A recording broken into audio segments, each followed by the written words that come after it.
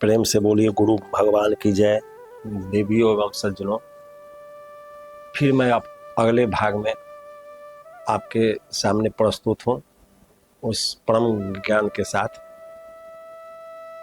तो आज हम आपको महाकवि,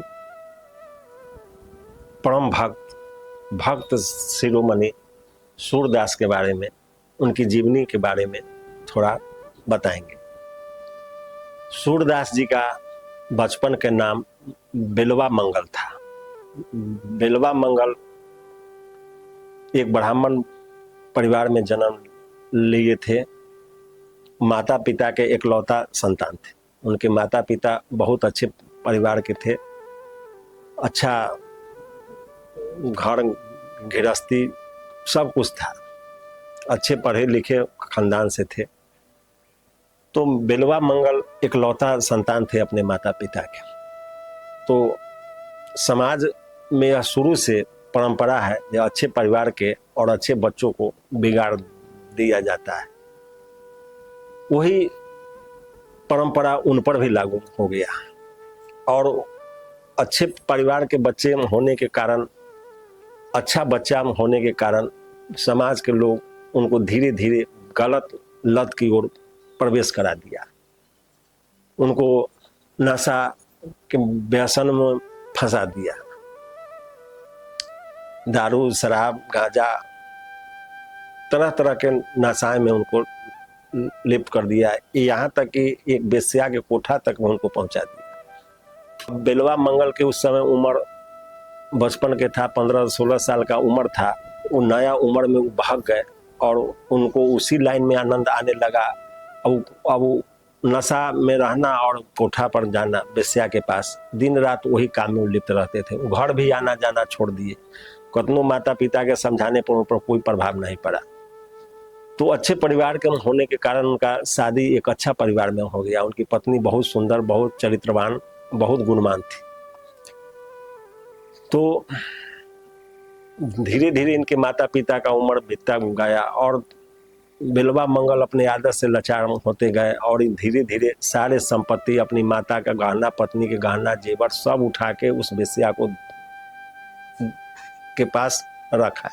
सारा सामान अपने घर से उठाकर उस वेश्या के पास रखाते थे और वहीं रहते थे। वेश्या तो वेश्या होती है, सुंदर थी ही। उसके रूप पर मोहित होकर सारे संपत्ति उसके हवाले कर दिए। अब एक रोज जब बेलवा मंगल के माता पिता देखे थे यह बच्चा हाथ से बेहाथ हो गया, अभी संभलने वाला नहीं, अब तो पूरा संपत्ति का विनाश कर ही चुका है।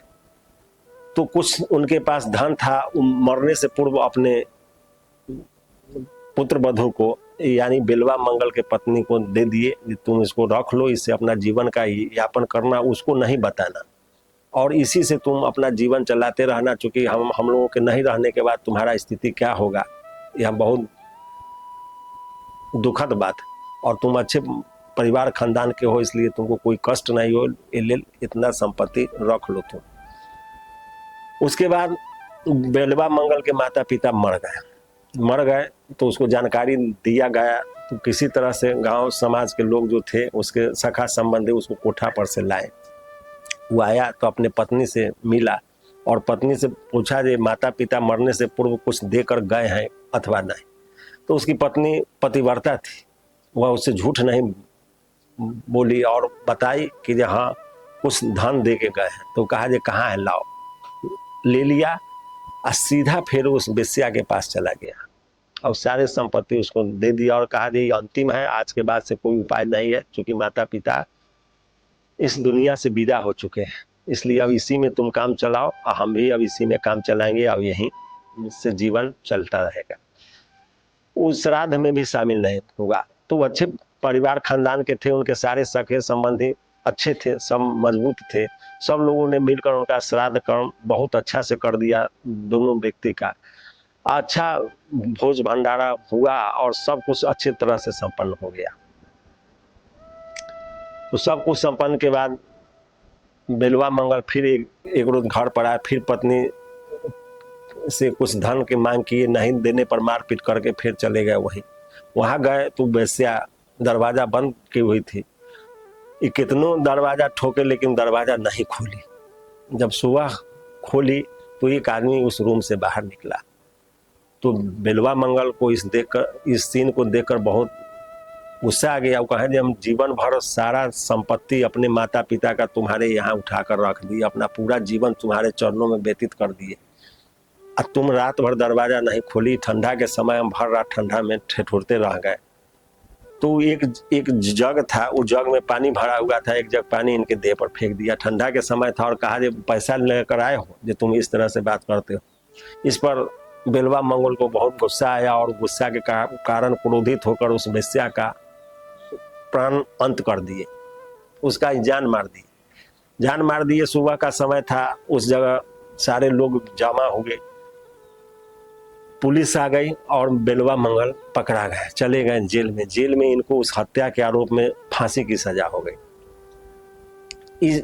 इस बात की जानकारी उनको पत्नी की हुई। तो उनकी पत्नी किसी तरह से जज साहब के पास जाकर और वो अपना सारा वृत्तांत बताई दे, उस वेश्या का हत्या हमारे पति ने नहीं, हमने किया है। हमारे घर को बर्बाद कर दिया, सारे संपत्ति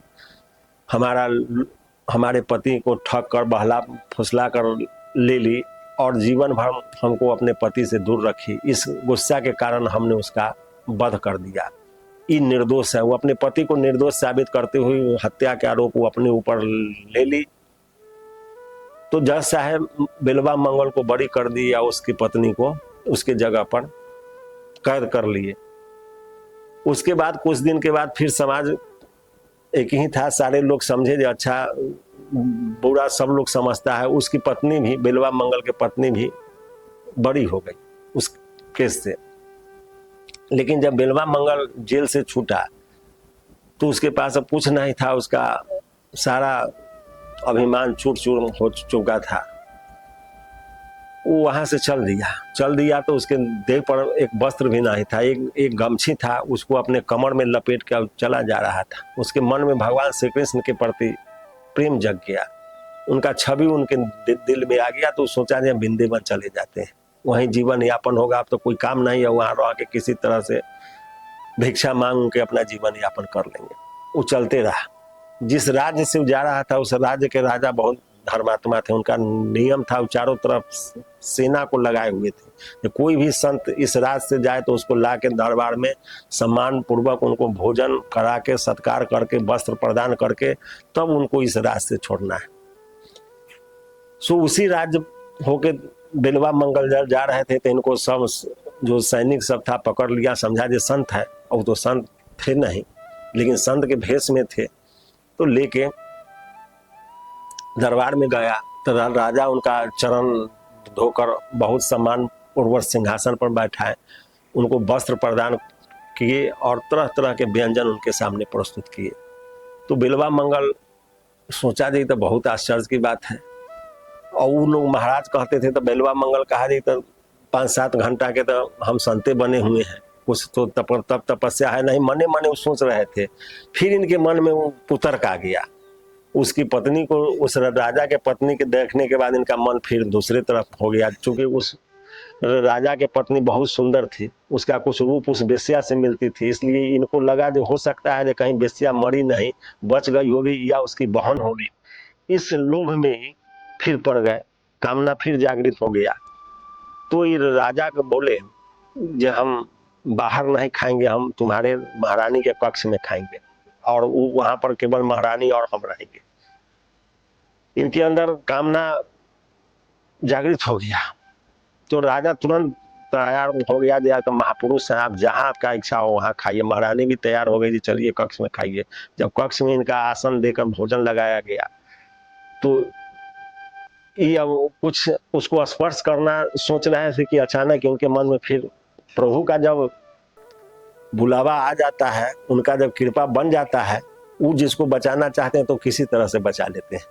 इनके अंदर फिर अचानक एक खौफ आ गया और इस सोचे नहीं, इसी चाल के कारण तो हमारा पूरा घर परिवार बर्बाद हो गया, हम बर्बाद हो गए, हमारा सारा जीवन नष्ट हो गया।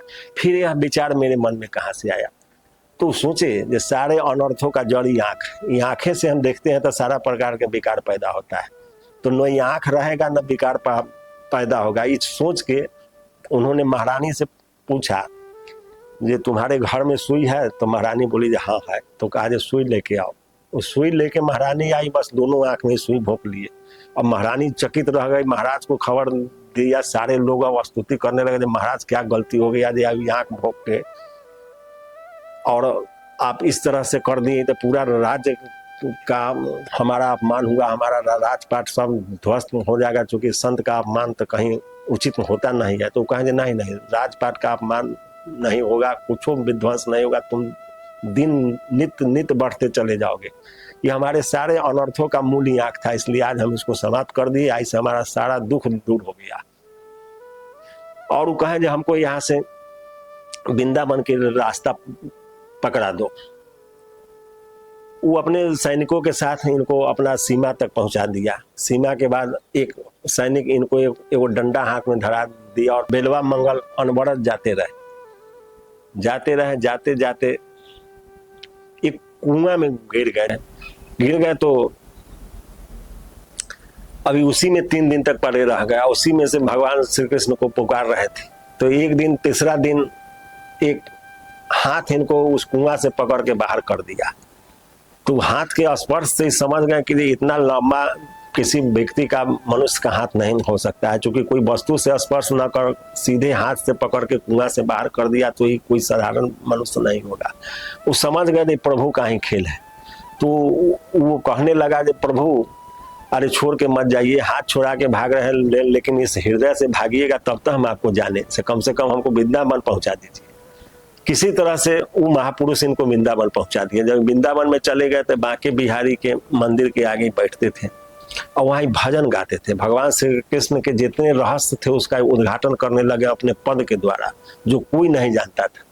माखन चोरी से लेकर सारा लीलाओं का ही वर्णन करने लगे, अपने पद के द्वारा गा गा कर लोगों को सुनाते थे। सारा लोग मंत्र मुग्ध हो जाता था। और भगवान के जो रोज श्रृंगार होता था, वो श्रृंगार होते ही सारे श्रृंगार के बात को ये अपने पद के द्वारा उद्घाटित कर देते थे। किस तरह के, किस कलर के कपड़ा है, कैसा मुरली है, कैसा मोर मुकुट लगा हुआ है, सारा बात ये अपने गाना में स्पष्ट करते थे। तो वहाँ के पुजारी लोग सोचा ये अंधा है या फिर ढोंग करके बैठा है।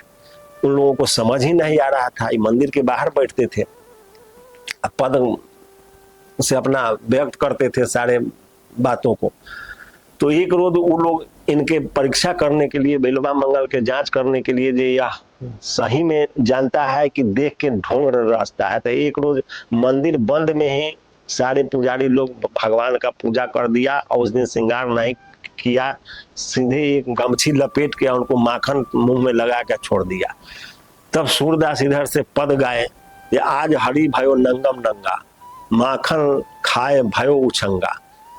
तो लोग देखा कि अरे मंदिर बंद है तो जाना है इस बात को जहाँ से कैसे। तब वो लोग आए और इनको चरण पकड़ लिए। सारा लोग कहे आप तो तत्वदर्शी त्रिकालदर्शी महापुरुष है प्रभु, हम लोगों ने आज तक आपको पहचानने में बहुत समय लगा दिया, इसलिए हम लोगों के अपराध के क्षमा कर दिए। आज से यह मंदिर आपका है, भगवान आपके हैं, आप जो कहिएगा वही हम लोग करेंगे। उस दिन से वो बेलवा मंगल वहीं रह गए और वो भगवान का अपना पदों का वर्णन करते रहे और उन्हीं का नाम सूरदास हुआ। वही सूरदास के नाम से आज पूरे दुनिया में विख्यात हुए और भगवान श्री कृष्ण के अटूट भक्त हुए और अनेक लोगों को उनके बताए मार्ग पर, उनके बताए पद पर चल के कितने लोगों का उद्धार हो गया।